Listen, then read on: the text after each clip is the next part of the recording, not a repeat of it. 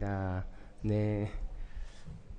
오늘 말씀의 제목은 믿음으로 더 이상 율법의 매인자가 되지 말자, 매인바 되지 말자 라는 말씀으로 지난주에 이어서 계속 갈라디아 말씀을 통해서 나아가고 있습니다. 그 당시 갈라디아 지방에 있는 율법 학자들이 사도 바울이 복음으로 믿음으로 예수 그리스도가 십자가의 죽으심을 통해서 구원받는다는 사실을 전하고 갔는데 이후에 계속해서 율법 학자들이 구원 받으려면 율법도 지켜야 된다라는 하는 그런 것 때문에 계속해서 어떻게 보면 잔소리 같아요. 똑같은 얘기를 반복해서 이 얘기도 하고 저 얘기도 하지만 결국에는 똑같은 이야기를 합니다.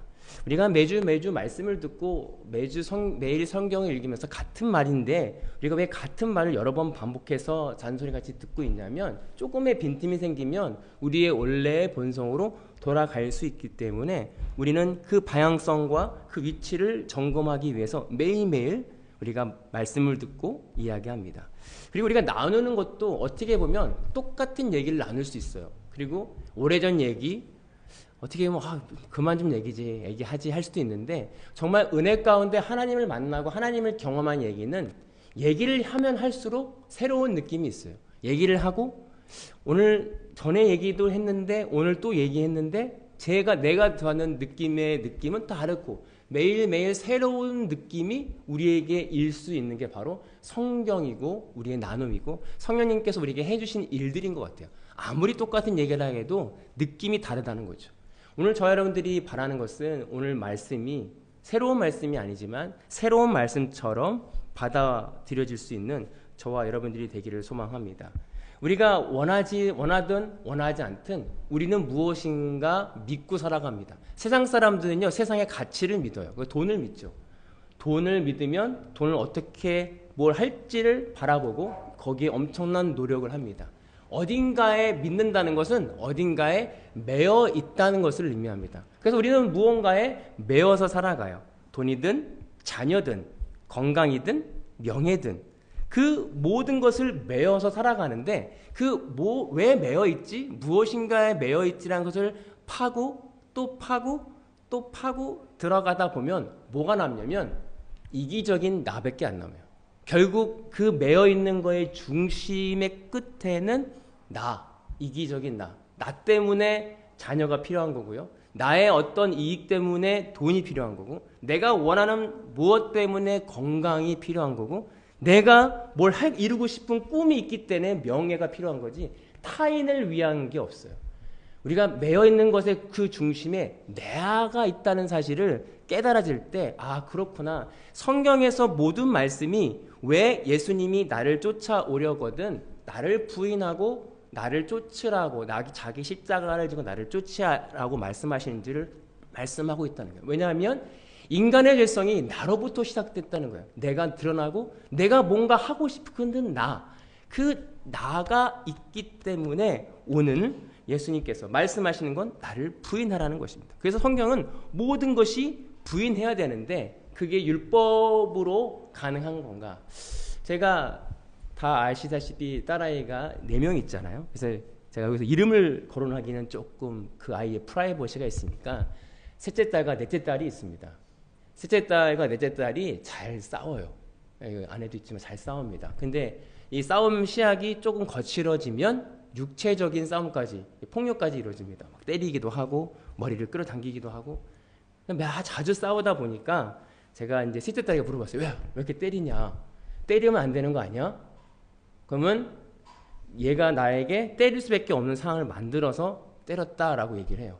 그러면 저희 구조상 너무 좋은 조건이 있어요. 그러면 너도 언니 말을 듣지 않지 않냐? 그러면 언니가 널 때려도 되겠냐? 안 된다는 거예요. 그럼 너도 동생을 때리지 않으면 안 되지 않냐? 근데 그제서야 그 아이가 자기 솔직한 답변을 이야기합니다. 나는 때리고 싶지 않아. 나도 모르게 때려. 정말 솔직한 답변. 나 때리고 싶지 않은데 나도 모르게 때려. 그렇지. 아빠도 그래. 아빠도 하고 싶지 않은데 나도 모르게 나오는 나쁜 일이 있어. 왜 그런 줄 알아? 우리가 죄인이기 때문에 그래. 예수님이 오신 거야. 그래서 그럴 때마다 예수님 나 안 때리고 싶은데 나는 내 속에 있는 나쁜 게 나와 나도 때려요 라고 고백해야 예수님이 도와주셔. 예수님이 네 안에 있어야 그게 할 수 있어. 그리고 그 얘기를 듣던 막내 아이가 그 다음에 비슷한 일이 있으면 어떻게 하냐면 때리고 싶잖아요. 안 때렸다는 거예요. 그리고 나서 울면서 엄마한테 찾아옵니다. 나 안 때렸어. 근데 자기 힘으로 억지로 참는 거예요. 그러면 이제 제가 붙들고 얘기하죠. 너 힘으로 참기 힘들지? 우리의 힘으로 암만 참아봐야 이미 넌 생각으로 힘든 거야. 때린 거야. 그래서 예수님이 오신 거야.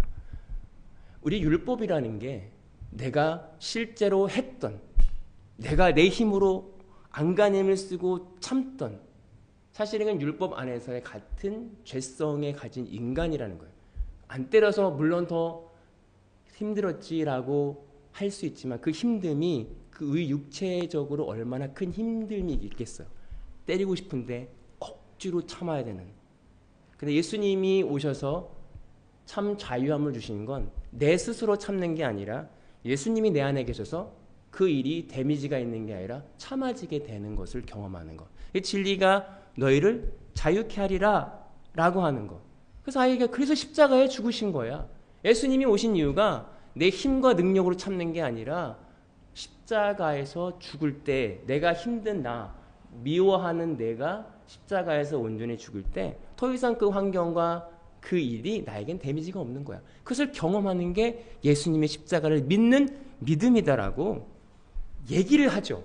아이가 이해할 수 있을지는 모르지만 그러나 그 아이도 영적인 존재이기 때문에 얘기를 합니다. 오늘 저와 동일하게 여러분들이 우리가 힘듦이 있습니다.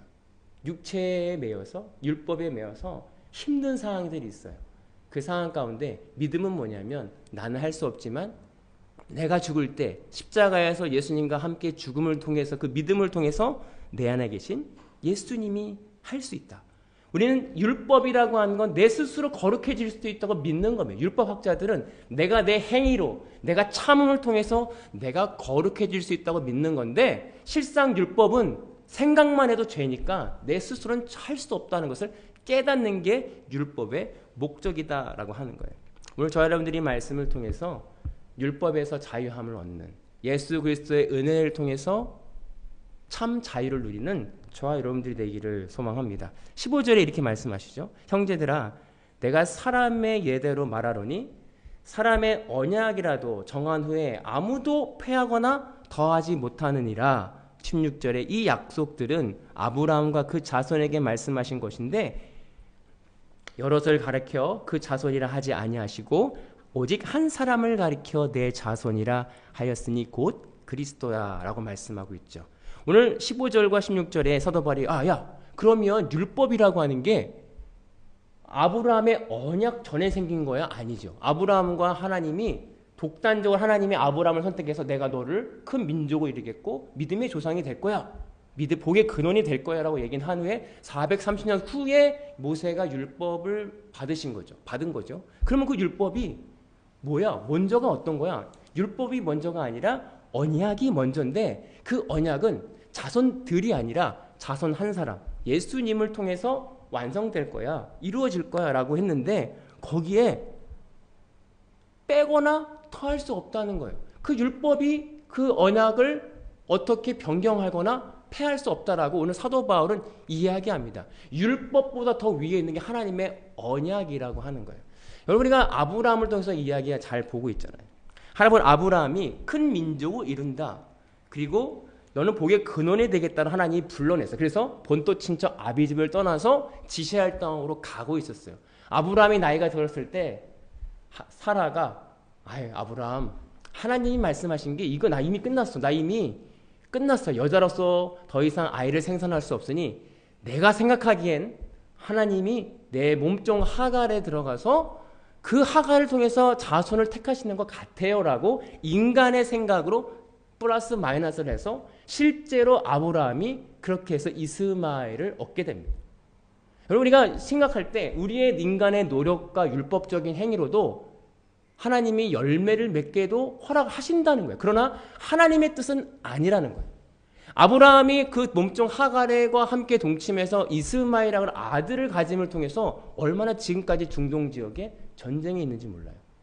그러나 하나님이 그 아들을 허락하셨어요. 그래서 아브라함이 얼마나 꿈에 그리던 아들이었어요. 그래서 너무 좋아가지고 하나님을 잊어버린 채 아들을 보고 너무 사랑스럽다. 그래서 13년 동안이나 하나님이 아브라함에 나타나지 않아요. 아브라함이 13년 동안 그 이스마엘과 좋고 좋다 하다가 보니까 뭐예요? 자기가 좋았던 것도 해보고 자기가 가진 거 갖고 싶었던 아들도 가져보니 사실 별거 없는 거예요. 우리 인간의 노력으로 뭔가 가졌는데 사실 시간이 지나면 별거 아닙니다. 아브라함에게 갈급함이 찾아왔어요. 왜 하나님이 찾아오지 않으실까? 내가 이스마엘을 가졌는데 이게 하나님의 언약을 이루신 거 아닐까? 인간의 생각을 했는데 하나님의 뜻은 그게 아니었다는 거예요. 13년이 흐른 후에 아브라함은 하나님을 갈급하기 시작했습니다. 그래서 창세기 17장에 보면 1장 1절에 보면 아브라함이 99세 때에 여호와께서 아브라함에 나타나사 그에게 이르시되 나는 전능하신 하나님이라 너는 내 앞에 행하여 완전하라. 오늘 아브라함이 생각했던 건 그냥 아브라함과 사라가 생각했던 건 다른 무언가가 있지 않을까? 인간의 노력을 했는데 아니었어요. 하나님이 계시지 않았어요. 그러고 나서 99세 아브라함이 찾아와서 내가 전능한 자야. 야, 너 인간을 생각해서 인간의 방법을 썼지? 아니야. 내 뜻은 네 아내를 통해서 낳는 언약이었어. 그때서야 아브라함이 꼬꾸라지죠. 그래서 사라의 몸을 통해서 이삭이 나오는 거예요. 그래서 이삭이 태어났을 땐 좀 전과 다르게 아브라함이 이스마엘은 오기야 기와 키웠다면 아브라함이 깨달았던 건 뭐냐면 하나님이 주시는 거구나. 그래서 이삭은 더 이상 우상이 되지 않았어요. 이 이삭은 내 아들이 아니구나. 하나님의 아들이구나. 그래서 그가 모리아산에 바치라고 했을 때 본능보다 더 빠르게 올라가서 아들을 바칠 수 있는 믿음은 뭐냐면 이 훈련이 있었기 때문에, 이 과정이 있기 때문에 내가 내 힘과 능으로 해봐야 소용없다는 그 믿음의 경험이 있었기 때문에 아들을 바칠 수 있었다는 거예요. 오늘 저 여러분들이 동일하게 하나님의 뜻을 발견할 때 인간의 생각으로 가감합니다. 하나님이 이렇게 하실까? 방법이 없는데 내 생각으로는 도저히 여기서 끝날 것 같은데 그 믿음이 없어질 때가 있어요. 오늘 사도 바울이 그 교회에게 말한 건 네가 아무리 율법으로 해봐야 율법적으로 생각해봐야 율법보다 먼저 있는 게 언약이었어. 그거의 큰 예가 아브라함이야. 아브라함이 한 게 아니야. 하나님이 모든 걸 하셨거든. 그게 언약입니다. 오늘 저 여러분들이 지금 이 시대를 살아가면서 내 뜻과 내 생각으로 가감할 때가 있어요. 하나님의 뜻을 이렇게 하실까? 이렇게 해야 되나? 우리 모든 생각과 모든 계산을 내려놓아야 됩니다. 가감 없이 하나님의 뜻, 하나님의 그 언약을 믿는 믿음이 나에게 있는지, 세상의 가치와 세상의 이치가 아니라 하나님의 뜻이 내 마음 가운데 믿어지는지를 점검해 보아야 된다는 거예요. 왜냐하면 율법보다 언약이 먼저 있기 때문에 그래요. 우리가 뭘 해서가 아니라 우리를 선택하셨고 우리를 만드셨어요. 그리고 지으셨고 이 시간에 우리를 있게 하신 이가 하나님이에요. 우리가 노력을 해서가 아니라 계획을 해서가 아니라 뭔가 해서가 아니라 오늘 사도 바울이 끊임없이 그 갈라디아 교회에게 말한 건 은혜고 언약이고 성취라는 거예요. 하나님이 하셨다는 거예요. 저 여러분들이 가감하지 않길 소망합니다. 뭔가 열심히 있어야죠. 근데 그 열심이 내 생각의 열심이 아니라 하나님 뜻을 향한 열심이 있기를 소망합니다. 19절에 그런즉 율법은 무엇이냐? 범법함으로 더하여진 것이라 천사들을 통하여 한 중보자의 손으로 베푸신 것인데 약속하신 자손이 오시기까지 있을 것이다 라고 말씀하죠. 율법을 주신 이유가 뭐냐? 그러면 그 예수님이 오시기 전까지 죄를 짓기 때문에 그 죄에 대한 나는 그 오실 이가 아니면 나는 죄인이구나. 그래서 성경은 내가 죄인임을 깨닫게 하기 위해서 430년 그 오시기 전까지 그 죄에 대한 그것을 내가 인간의 본성을 깨닫게 하기 위한 하나님의 목적이다라고 하는 것입니다. 그래서 21절에 보면 그러면 율법이 하나님의 약속들과 반대되는 것이냐? 결코 그럴 수 없느니라. 만일 능히 살게 하는 율법을 주셨더라면 의가 반드시 율법으로 말미암느니라 라고 말씀하고 있죠. 율법을 지켜서 내가 의가 된다면 율법을 통해서 구원을 받을 수 있겠죠. 그러나 율법은 어떻게든 내가 의롭다라고 말할 수 없기 때문에 왜 그러냐면 생각만 해도 죄라는데요. 내가 실제로 때려서 죄가 아니라 내가 누군가를 저 사람 왜 이래 싫어하는 것만 해도 죄고 그 죄의 미움이고 미움은 곧 살인이다라고 말하고 있는데 어떻게 내가 내 생각을 제어할 수 있겠냐. 그래서 율법을 통해서 내가 깨닫는 건 모든 사람이 죄 아래 있구나. 죄에 매여 있구나. 내가 생각을 하고 싶지 않은데 내가 저 사람을 미워하고 싶지 않은데 내가 저 사람을 이용하고 싶지 않은데 나의 생각이 올라와 나쁜 거 어떻게 내 생각을 제어할 수 있을까? 그래서 22절에 그러나 성경이 모든 것을 제 아래 가두었으니 이는 그리스도를 믿음으로 말미암아 약속을 믿는 자들에게 주려 하심이라. 그래서 깨닫는 거죠. 내 힘으로는 도저히 할 수 없구나. 율법이 주신 가장 큰 목적은 뭐냐면 나 안 되네. 나 할 수 없네. 내 스스로는 거룩해질 수 없네라는 그 사실을 깨닫는 것입니다. 오늘 저 여러분들이 그 사실을 깨닫길 소망합니다. 내 스스로는 아무것도 할 수 없다. 오직 예수 그리스도의 은혜를 통해만 할 수 있다. 이게 무슨 의미냐면 예수님의 은혜를 통해서 내가 믿음을 통해서 내 미움과 내 분노와 내 죄성들이 사라지는 걸 경험하는 거예요. 이게 믿음이라는 거예요. 믿음으로 의롭게 된다는 건 그냥 단순히 추상적인 믿음, 예수님이 날려 십자가에 돌아가셨지 끝 이게 아니라 내가 현실의 삶을 살아가면서 내 죄성과 싸움을 통해서 예수님 믿는 믿음으로 함께 죽어짐을 경험하는 거예요. 예전에는 내가 화가 엄청 났는데 예수님과 함께 동행함을 통해서 예수님의 고백함을 통해서 그 죄성들이 죽어지는 상태를 경험하는 그 믿음입니다. 여러분 우리에게 그 믿음이 있지 않으면 안 된다는 그 믿음으로 의롭다, 너는 거룩하다, 너는 깨끗하다라고 인정되어야 되는 것입니다. 구약에서는 내가 죄를 질 때마다 소를 잡아야 돼요. 소를 잡아가지고 내 죄를 다 얘 소한테 양이나 하여튼 모든 비둘기한테 다 전가시켜서 죽였는데 그럼 내 죄가 없어지면 끝났는데 돌이키면 또 죄를 지니까 또 그 다음 해가 오면 또 잡아야 되는데 이것을 한 번에 해결하신 이가 예수 그리스도다. 더 이상 소 안 잡아도 돼. 내가 지을 미래의 죄까지 우리의 죄를 감당하셨다는 이 은혜 얼마나 큰 은혜예요.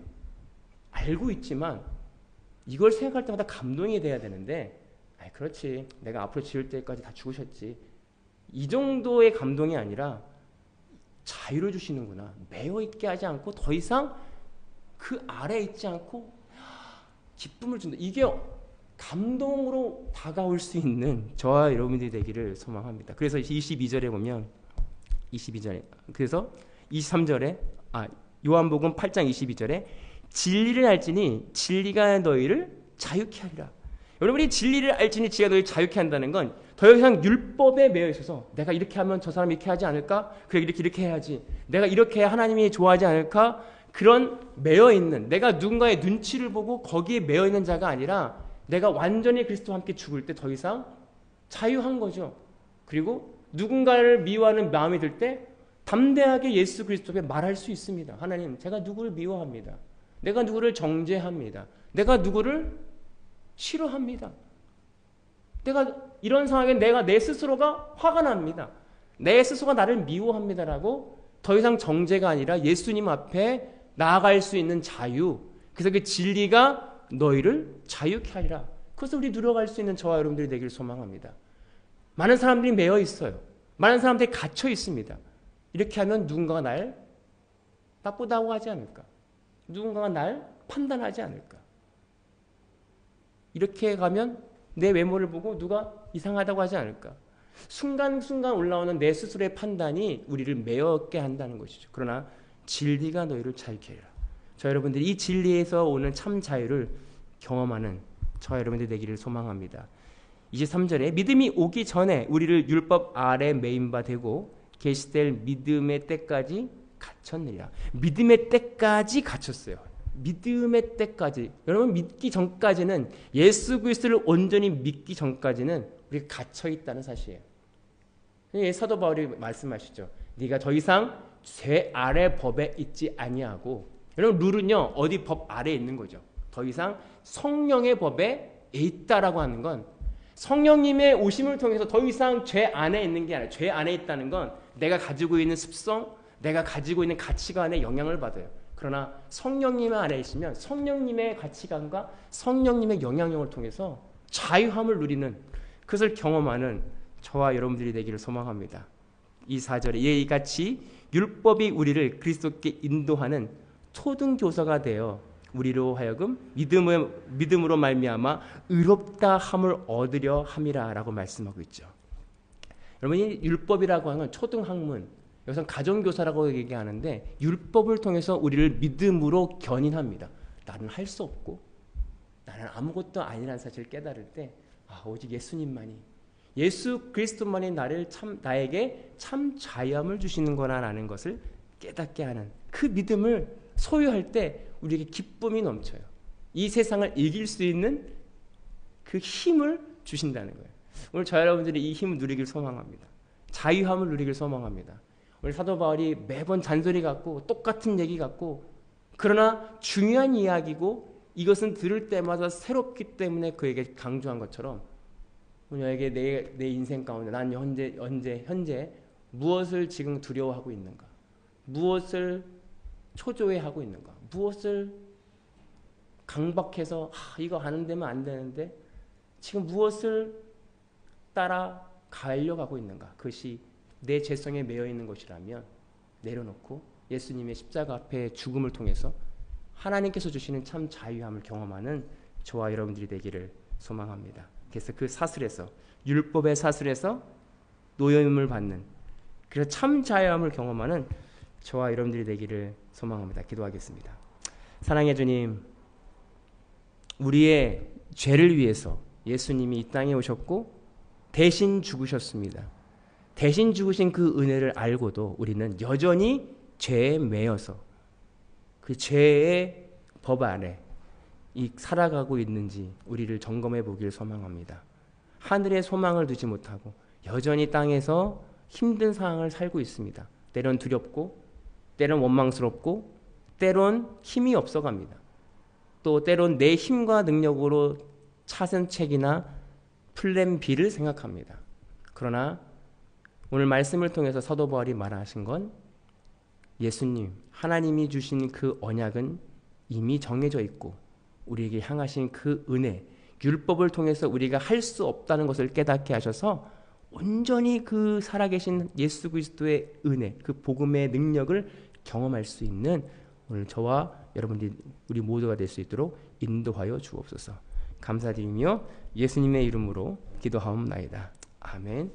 지금은 우리 예수 그리스도의 은혜와 아버지 하나님의 극진하신 사랑하심과 성령님의 감화 감동 교통하시는 은혜가 오늘 말씀을 통해서 더 이상 율법의 제 아래 매여 있지 않고 하나님께서 주시는 진리가 너희를 자유케 하리라는 그 말씀처럼 참 자유함을 경험하고 믿음으로 의롭게 되기로 결단하고 돌아가는 모든 성도들 머리 위에 이제로부터 영원토록 함께 하시기를 간절히 축원하옵나이다. 아멘. 감사합니다. 한 주 동안 승리하시고요. 다음 주에 뵙기를 소망합니다.